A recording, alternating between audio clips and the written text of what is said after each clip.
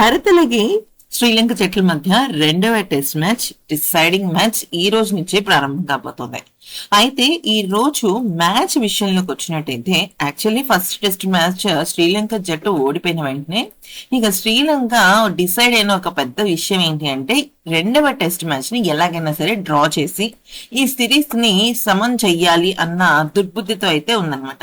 కానీ భారత జట్టు ఈ టెస్ట్ మ్యాచ్ కంప్లీట్ గా గెలిస్తే తప్ప WTC champion cycle points table లో భారత జట్టు ముందుకెళ్లే అవకాశాలు చాలా తక్కువ. ఇప్పటికే ఆల్మోస్ట్ కేసెస్ అన్ని కూడా కొంచెం కష్టంగానే ఉన్నాయి. ఈ నేపథ్యంలో ప్రాక్టీస్ సెషన్స్ లో గౌతమ్ గంభీర్ అలాగే మిగతా కోచెస్ అందరూ కూడా సూపర్ సూపర్ సూపర్ ట్రైనింగ్ ఇచ్చారు. అది ఎలా అంటే శుభమన్ గిల్, రిషబ్ పంత్, జడేజా, ధ్రువ్ జురెల్ వీళ్ళందరూ ఒక బ్యాచ్ అన్నమాట.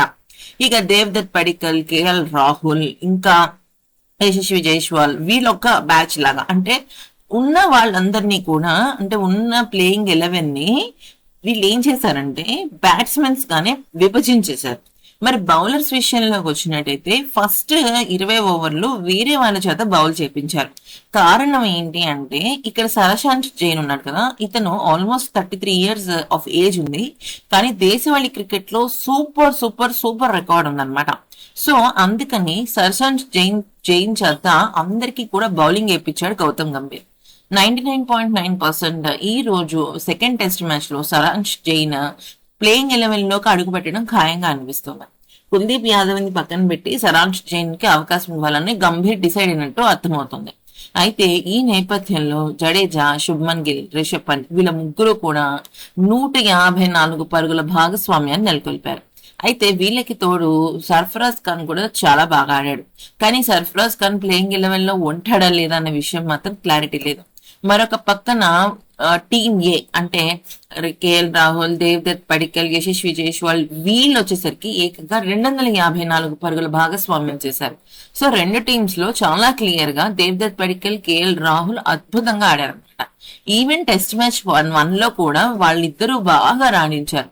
ఇక శుభమన్ గిల్, రిషబ్ పంత్, యశస్వి గిల్, జడేజా శుభ్మన్ గిల్ చాలా బాగా ఆడారు.